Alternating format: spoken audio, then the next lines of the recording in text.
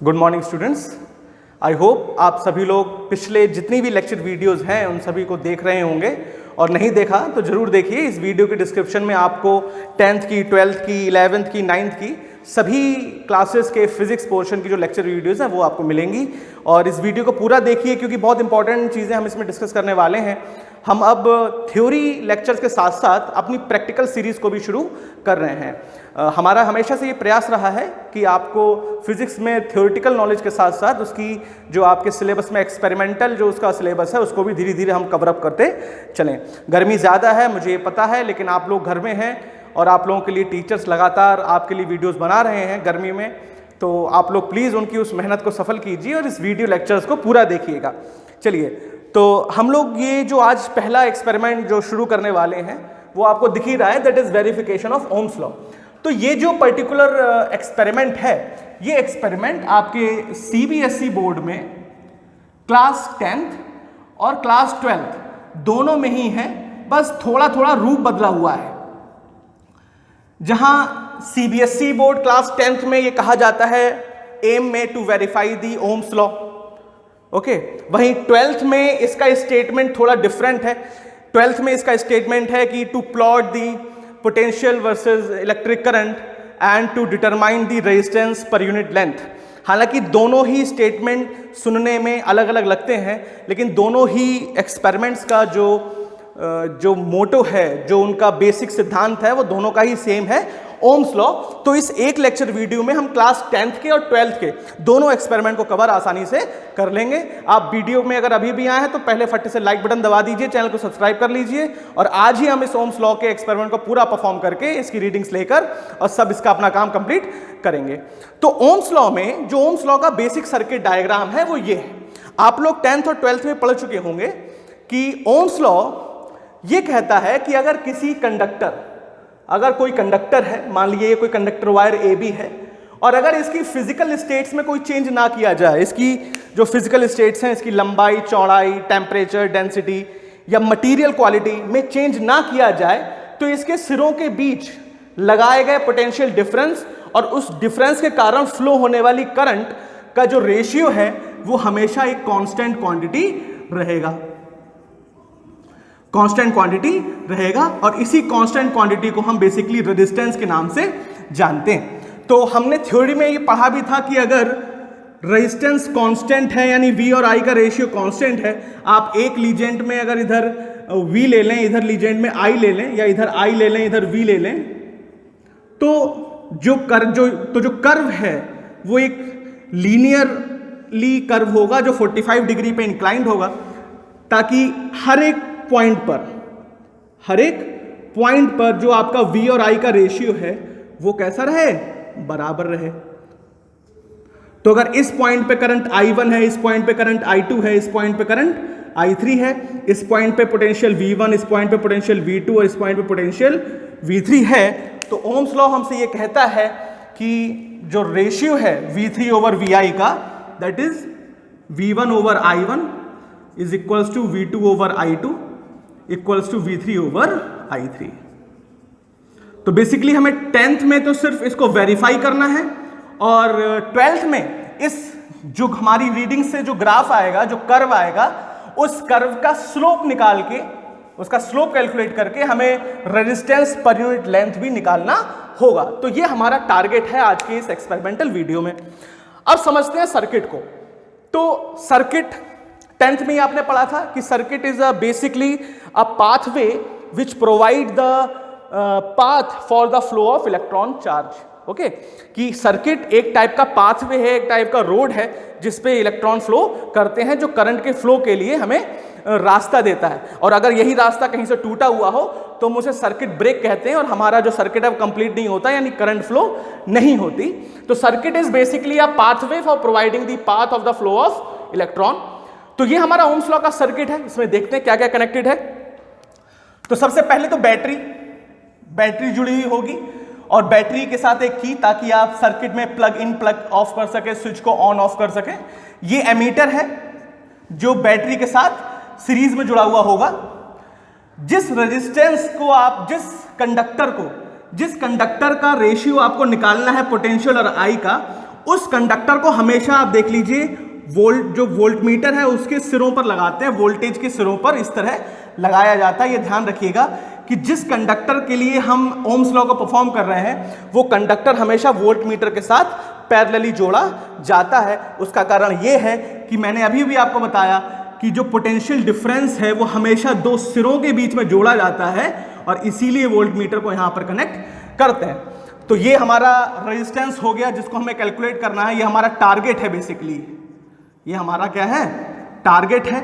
12th में हम इसी की रेजिस्टेंस पर यूनिट लेंथ निकालेंगे और 10th के लिए हम इसी रेजिस्टेंस का रेशियो निकालेंगे, उसे वेरीफाई करेंगे कि ये पोटेंशियल और करंट के लिए सेम है। चलिए अब V तो ये वोल्ट मीटर हो गया। इसके अलावा करंट की वैल्यू में कॉन्स्टेंटली चेंज करने के लिए अब हमारे पास तो बैटरी है। अब ये बैटरी वेरिएबल तो है नहीं। मान लीजिए अगर हम किसी नॉर्मल प्राइमरी सेल का यूज करते हैं, जो हमारे ड्राई सेल होते हैं, ऑलमोस्ट 10 to 9 वोल्ट की जो बैटरीज आती हैं, ड्राई सेल्स आते हैं, वो उनमें वोल्टेज को वेरी करने की सुविधा हमें नहीं होती। तो हमें वोल्टेज को वेरी करने के लिए एक डिवाइस चाहिए, इसीलिए हमने यहाँ पर रिहोस्टेट का यूज किया है। रिहोस्टेट को मैं पहले ही आपको बता चुका हूं, एक टाइप का वेरिएबल रेजिस्टेंस होता है जो मेन पावर सप्लाई में करंट को कंट्रोल करने का काम करती है, वोल्टेज और करंट के रेशियो को मेंटेन करती है और करंट को कंट्रोल करने का काम करती है। तो यह है हमारा रिहोस्टेट, जिसे वेरिएबल रेजिस्टेंस करते हैं और यह है इसका symbol.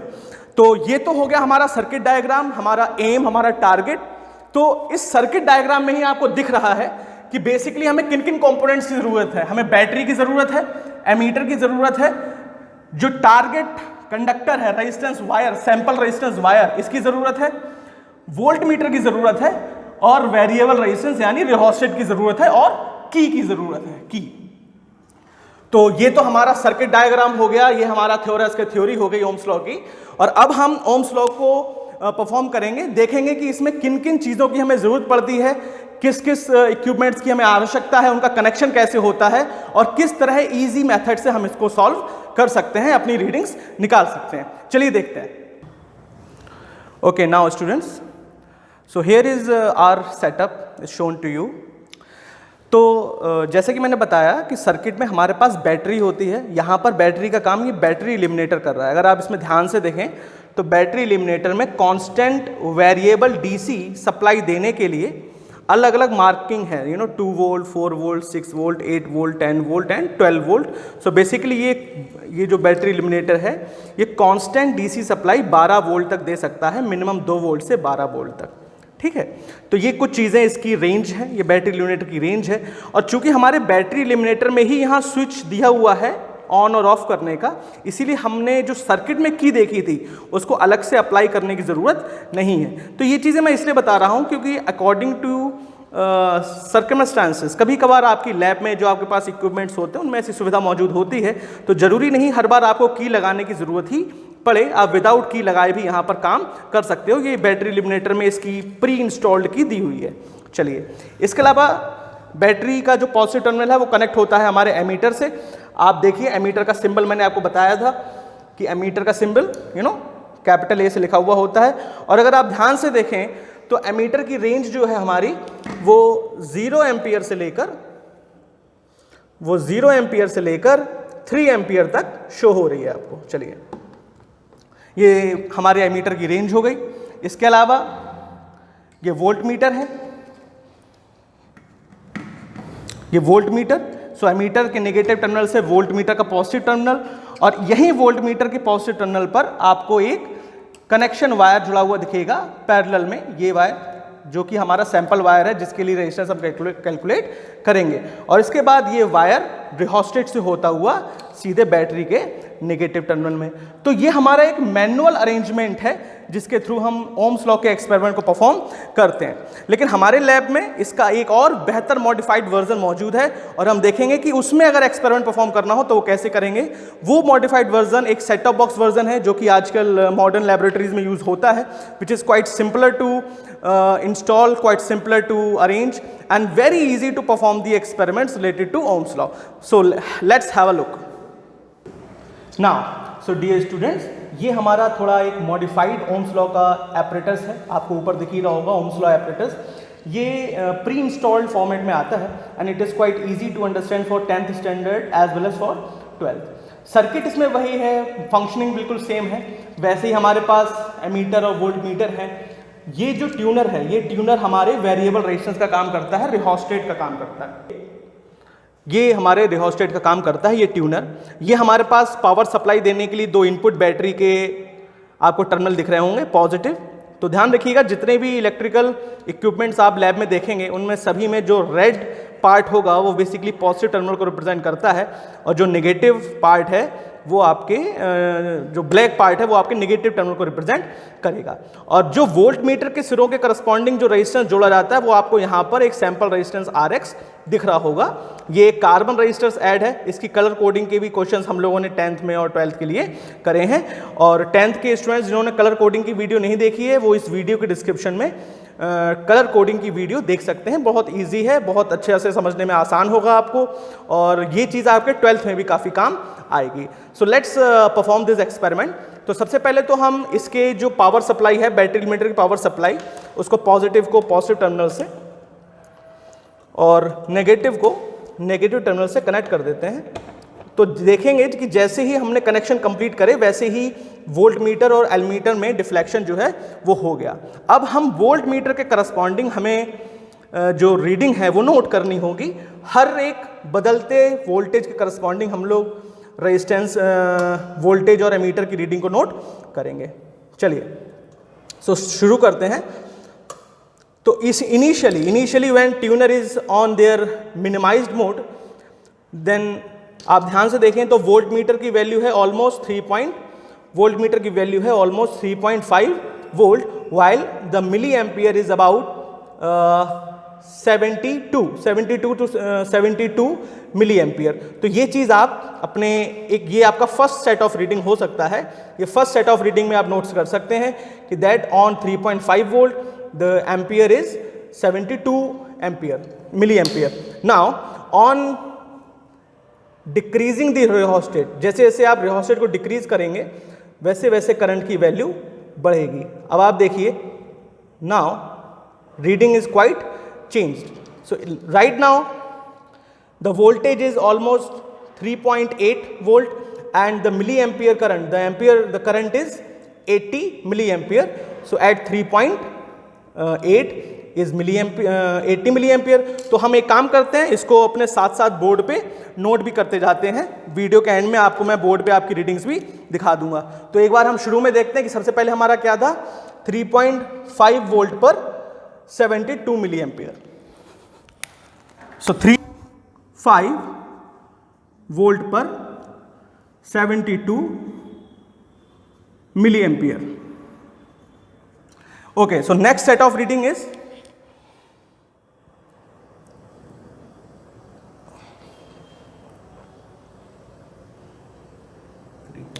3.8। Actually, it is not 3.8, it is almost 3.7. Okay, so 3.7 volt पे 80 milliampere। 3.7 80 milliampere। नेक्स्ट, जरूरी नहीं आप कांस्टेंट डिफरेंस लें, आप किसी भी पॉइंट के लिए निकाल सकते हैं। तो नाउ 3.8 वोल्ट के लिए 82 milliampere।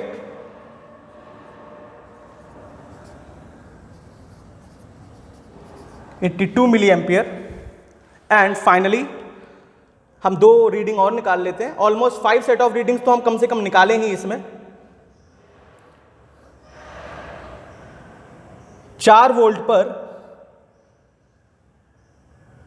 88 milliampere।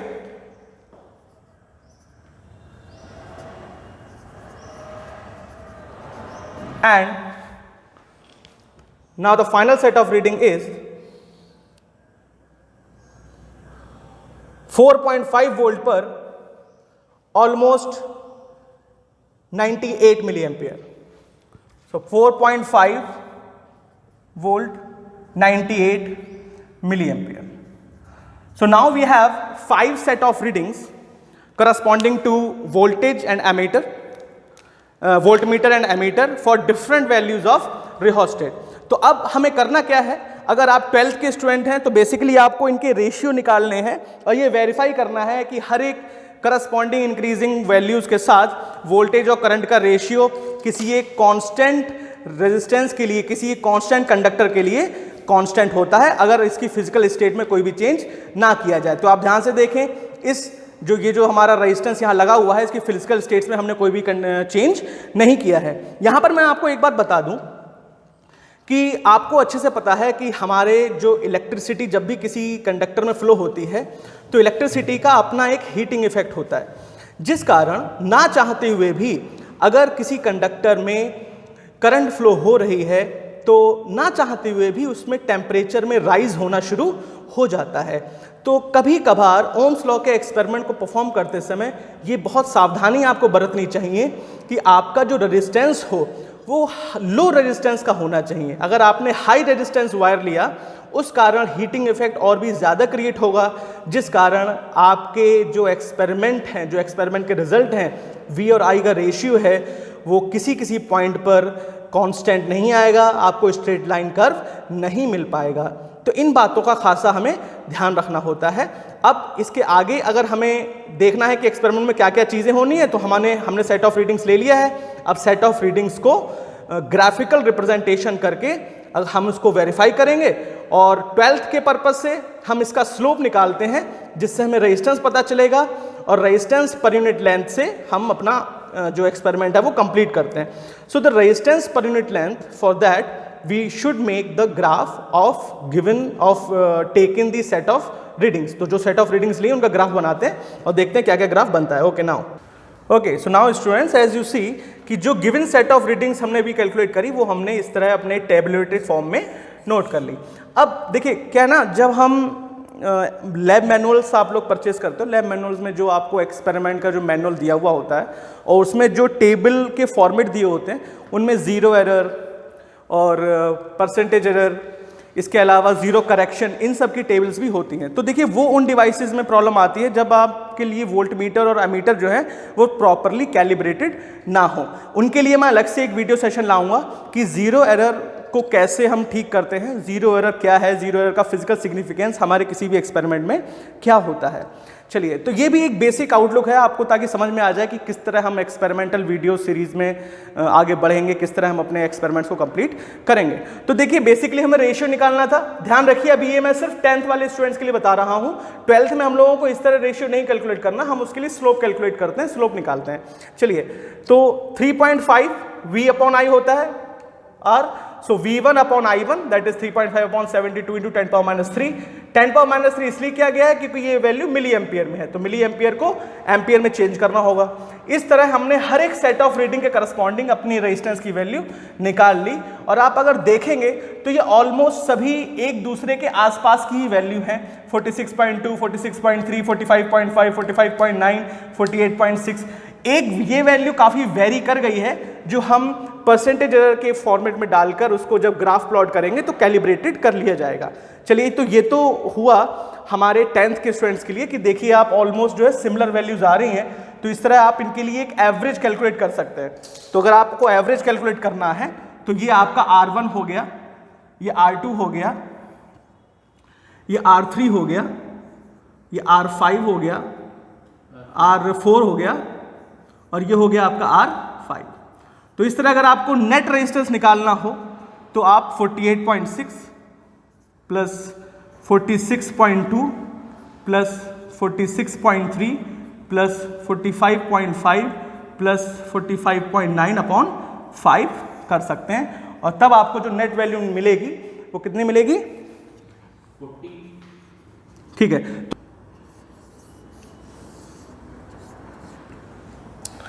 ओके तो एक मिनट लेंगे divided by 5 because total number of sets are 5। So आपको जो नेट रेजिस्टेंस मिल जाएगा दैट इज 46.5 जो कि यहां पर दो वैल्यूज के साथ मैच भी करेगा। तो ये आपका एक 10th के स्टैंडर्ड से इतना सफिशिएंट है। इसके बाद आप कंक्लूजन लिख सकते हैं कि so hence the by using Ohm's law and the formula and by performing the experiments Ohm law has been verified where the net resistance found to be 46.5 ohm. Now for this is the it for that's it for class 10th. Now we have to focus on the 12th experiment, 12th standard, कि हमें 12th standard में इसी experiment को कैसे transform करना है। तो 12th में ध्यान रखिए कि हम इस तरह रेशियो नहीं निकालते, हमको उसमें, हालांकि आप निकाल सकते हो, आप ऐसा नहीं कि मना है, आप निकाल सकते हो, लेकिन आपसे उम्मीद ये करी जाती है कि आपको ग्राफ के थ्रू, आपको स्लोप्स के थ्रू रेजिस्टेंस कैलकुलेट करना है। तो हम स्लोप के थ्रू अब रेजिस्टेंस कैलकुलेट करेंगे और देखते हैं वो कैसे करते हैं। नाउ सो आपको करना क्या है कि इन्हीं सेट ऑफ रीडिंग्स के करस्पॉन्डिंग आपको बनाना है ग्राफ। तो ये ग्राफ का एक डमी ग्राफ मैंने यहाँ पर बनाया है। अब ये तो चूंकि कोई प्रॉपर मेरे पास प्लॉटर है नहीं, तो सिर्फ आप यहाँ पर समझ सकते हैं। आप इसे अगर प्रॉपर ग्राफ पेपर पे अच्छे से ड्रॉ करेंगे तो आपकी ऑलमोस्ट बिल्कुल स्ट्रेट लाइन आएगी। आप देखिए कि ये जो फर्स्ट पॉइंट है 3.5 और 72 के करस्पॉन्डिंग हमारा पहला पॉइंट ये रहा, 3.7 और 80 के करस्पॉन्डिंग सेकेंड पॉइंट ये रहा, और 3.8 82 के करस्पॉन्डिंग थर्ड पॉइंट ये है। वेयर द 4.0 88 थर्ड पॉइंट ये रहा, fourth point, and the fifth point is 4.5 and 98 which is here. तो यहाँ पर आप अगर ध्यान से देखो तो 4.0 88 इस फोर्थ पॉइंट में थोड़ा सा वेरिएशन आया है। वो वेरिएशन कई गलतियों की वजह से हो सकता है मेरे देखने में प्रॉब्लम आई हो, रीडिंग्स मैंने ठीक से ना ली हो। तो ये बेसिक फंडामेंटल एरर्स है जो हमने 11th में पढ़ी थी। दूसरा एक और एरर मैंने अभी आपको बताई कि हम कितना भी कोशिश क्यों ना करें, किसी भी कंडक्टर में जब भी करंट फ्लो होगी तो उसका खुद का एक हीटिंग इफेक्ट होता है जो उसके टेम्परेचर राइज में हेल्प करता है, जिस वजह से वोल्टेज और करंट के का जो रेशियो है वो कहीं ना कहीं एक समय के बाद थोड़ा सा वेरिएट हो सकता है या हो जाता है। तो इसलिए हमें अब उस कमी को दूर कैसे करते हैं? उस कमी को दूर ऐसे ही करते हैं कि ओम्स लॉ के एक्सपेरिमेंट को परफॉर्म करते समय आप अपना सेटअप तभी ऑन करें जब आपको प्रॉपर रीडिंग्स लेनी हो, क्योंकि जितने ज़्यादा देर तक कंडक्टर में करंट फ्लो रहेगी उतना ही ज़्यादा उसमें हीटिंग इफेक्ट होता रहेगा। देखिए ये प्रैक्टिकल एप्लीकेशंस हैं, ये प्रैक्टिकल बातें हैं जो किसी किताबों में आपको लिखी हुई नहीं मिलेंगी। ये एक्सपेरिमेंट करते करते आप सीखते हैं और धीरे धीरे आपको पता चलता है कि एक्सपेरिमेंट को बेहतर तरीके से कैसे परफॉर्म किया जाता है। तो जब एक बार आप अपना ग्राफ बना लें तो ग्राफ बनाने के बाद ग्राफ के किसी भी दो पॉइंट को ले लें, किन्हीं भी दो पॉइंट को ले लें और उन दो पॉइंट का प्रोजेक्शन, दो पॉइंट्स का प्रोजेक्शन लें, एक्स एक्सिस पर भी और वाई एक्सिस पर भी। तो आप देखिए ये छोटा सा आपको एक ट्रायंगल मिलेगा, आपको एक ऐसा छोटा सा ट्रायंगल मिल जाएगा, ठीक है। तो आपने ये जो दो पॉइंट लिए थे, इन दो पॉइंट्स का प्रोजेक्शन जो एक्स एक्सिस पे आया है और इन दो का पॉइंट्स का प्रोजेक्शन जो वाई एक्सिस पे आया है, तो इन दोनों के डिफरेंस से, इन दो पोजीशन के डिफरेंस से आपको किसकी वैल्यू मिल जाएगी? बेस की। और इन दो पॉइंट्स के प्रोजेक्शन से जो आपने वाई एक्सिस पे करे हैं यहां पर, ये और ये, इनसे आपको मिल जाएगी हाइट। क्या मिल जाएगी? हाइट। तो एक बार आपके पास बेस आ गया, हाइट आ गया, तो स्लोप निकालना बड़ा आसान है। आपको पता है tan theta equals to slope m tan theta equals to base upon hypotenuse. Okay, so that is base upon base upon perpendicular height, base upon height, sorry क्या कह रहे हैं, perpendicular upon base, that is height upon base, ठीक है। तो इस तरह आप, तो जब हाइट को रखेंगे तो आपको मिल जाएगा वोल्ट, क्योंकि आपने इधर वोल्टेज लिया है, और जब आप बेस को रखेंगे तो इधर आपको मिल जाएगा करंट, क्योंकि आपने करंट को रखा है, और इस तरह V ओवर I करने पर आपको स्लोप के फॉर्म में रेजिस्टेंस की वैल्यू मिल जाएगी। और एक बार जो आपकी रेजिस्टेंस की वैल्यू आ गई और आप उसे कैलकुलेट करिएगा, वो ऑलमोस्ट 46.5 के आसपास की ही वैल्यू आएगी। इन सेट ऑफ रीडिंग से आप ग्राफ पेपर पे बनाकर जरूर सॉल्व करें, तो आपको इसी के आसपास की वैल्यू मिल जाएगी। लेकिन अभी आपका एक्सपेरिमेंट कंप्लीट नहीं हुआ है। आपका एम है निकालना रेजिस्टेंस पर यूनिट लेंथ। तो जो लेंथ आपने टर्मिनल के बीच में जो रेजिस्टेंस वायर कनेक्ट किया था, उसको शुरू में ही आप एक अपने मीटर स्केल से, या जो आपका सेंटीमीटर स्केल जो होता है आपके पास ज्योमेट्री बॉक्स में छोटा वाला, उससे आप उसकी लेंथ नाप सकते हैं। और मान लीजिए हमारे वायर की लेंथ अगर 10 सेंटीमीटर है, let L equals to 10 centimetre, तो इस 10 सेंटीमीटर को आप मीटर में बदल लीजिए, कितना हो जाएगा? 10 पावर माइनस 2, तो 10 into 10 power minus 2, that is 10 power minus 1, that is 1 जैसे 0.1 metre. So 0.1 metre. So resistance per unit length R by L यानी 46.5 divided by 0.1, so that is 465 ohm per centimetre. Okay, so here इस तरह आपका जो question experiment complete हो जाएगा। और आप इस तरह 10th और 12th में तो कोई ज़्यादा दिक्कत नहीं है, आप डायरेक्ट वैल्यूज़ का रेशियो निकाल सकते हैं, और 12th में इस तरह आपको परफॉर्म करना होगा। तो ये वो मेथड है जिनकी हेल्प से आप अपना ओम्स लॉ एक्सपेरिमेंट परफॉर्म कर चुके हैं, करेंगे। आई होप इस लेक्चर वीडियो में आपको ये पता चल गया होगा कि ओम्स लॉ एक्सपेरिमेंट कैसे परफॉर्म होना है।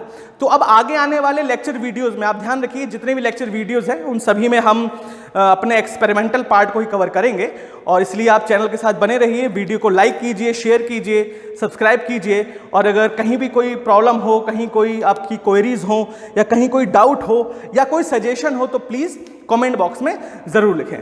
Thank you learners.